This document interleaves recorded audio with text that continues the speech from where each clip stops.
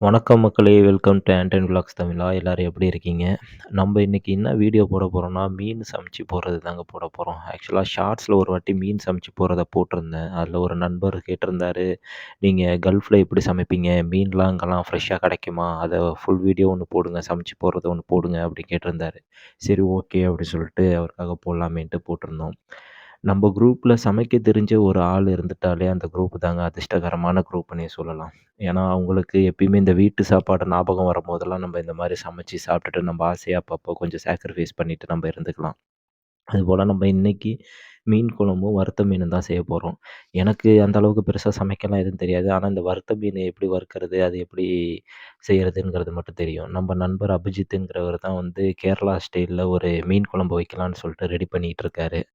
சரின்னு சொல்லிட்டு நம்ப இப்ப இதெல்லாம் வந்து கையிலேயே அரைச்ச மசாலா தாங்க. இது பார்த்தீங்கன்னாக்க, இந்த பச்சை மொளகா, பூண்டு, இந்த இஞ்சி இந்த மாரிலாம் போட்டு ஏதோ எங்கள்ட்ட இருக்கிற இன்கிரீடியன்ட்ஸ் எல்லாம் போட்டு அப்படி இப்படி ஏதோ ஒரு கலவைய செஞ்சுட்டோம். செஞ்சு அதில தான் இப்ப மிக்ஸ் பண்றதுக்காக ரெடி பண்ணிட்டு இருக்கேன். அதில பார்த்தீங்கன்னாக்க, இப்ப நம்ப வீட்ல சமைக்கும்போது 1 ஹவர், 2 ஹவர்லாம் செய்றதெல்லாம் லேடீஸ்லாம் அவ்வளோ ஈஸியா செஞ்சுற மாரி இருக்கும். ஆனா, அதில எவ்வளோ கஷ்டம் இருக்குங்கிறது நாங்க சமைக்கும்போது தான் எங்களுக்கே தெரியும். இது எனக்கு ஃபர்ஸ்ட் டைம் கிடையாது. நான் காலேஜ் படிக்கும்போது பல வாட்டி சமைச்சிருக்கேன். ஃப்ரெண்ட்ஸோட சேர்ந்து ஏதோ அரைகுறையா வரும். சமைச்சத செஞ்சு சாப்பிட்டுட்டு, இது பண்ணிட்டு என்ஜாய் பண்ணிட்டுருப்போம். இப்ப பார்த்தீங்கன்னா, அவரு குழம்பு செய்ய ரெடி ஆயிட்டாரு. அதான் இந்த அதிகமா வெங்காயம் போட்டிருக்காரு. ஏன்னா, அந்த குழம்பு குவான்டிட்டி வந்து கொஞ்சம் நல்லா கெட்டியா வரணும் அப்படிங்கிறதுக்காக அந்த மாரி போட்டிருக்காப்புல. இங்க ஃபிஷ்ஷஸ்லாம் ஃப்ரெஷ்ஷா கிடைக்குமா? அப்படின்னு சொல்லி கேட்டிருக்காங்க. இங்க ஃபிஷ்ஷஸ்லாம் எல்லாமே ஃப்ரெஷ்ஷா கிடைக்குங்க. நாங்க இருக்கிறது வந்து ஜுபைல் ஏரியாங்கிறதுனால, இங்க வந்து மீன் பிடிக்கிறதுக்கு எல்லாமே பீச்சஸ்லாம் பக்கத்துல இருக்கிறதுனால, எல்லாமே ஃபிஷ்ஷஸ்லாம் ஃப்ரெஷ்ஷா பிடிச்சு ஃப்ரெஷ்ஷாவே வரும். இந்த ஹைப்பர் மார்க்கெட்ல வாங்குறத விட, மேக்ஸிமம் வந்து வந்து அந்த ஃபிஷ் மார்க்கெட்ல வாங்கிக்கிட்டீங்கனாக்கா, உங்களுக்கு நல்லாவே ஃப்ரெஷ் மீனாவே கிடைக்கும் உங்களுக்கு. ஸோ, அதனால பிரச்சனை கிடையாது. இது போல நாங்க எப்பயுமே ஒரு மந்த்லி ஒரு 2 டைம்ஸ், 3 டைம்ஸ் இந்த மாரி சமைச்சு சாப்பிடுவோம். இந்த லீவு டைம்ல, இந்த மாரி வர டைம்ல மட்டும் நாங்க சமைச்சு சாப்பிடுவோம். ஆ மீன் வறுக்கிறது மட்டும் ஏதோ எனக்கு தெரியுங்கிறதுனால, அத மட்டும் நான் பண்ணிட்டு, அப்படியே நாங்க சமைச்சு குடுத்துட்டு இருப்போங்க.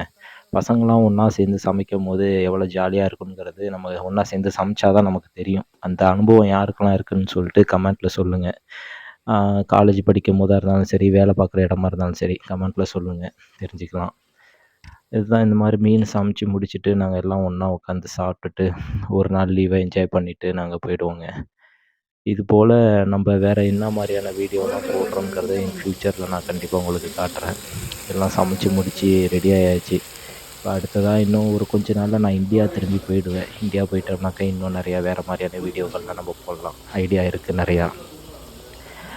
நீங்க சப்போர்ட் பண்ணுங்க. என் சேனலுக்கு சப்போர்ட் பண்ணி இன்னும் நல்லா என்கரேஜ் பண்ணுங்க. நான் கண்டிப்பா நல்ல வீடியோஸா போடுவேன். போட்டு உங்களுக்கான என்டர்டெயின்மெண்ட் நான் குடுப்பேன்.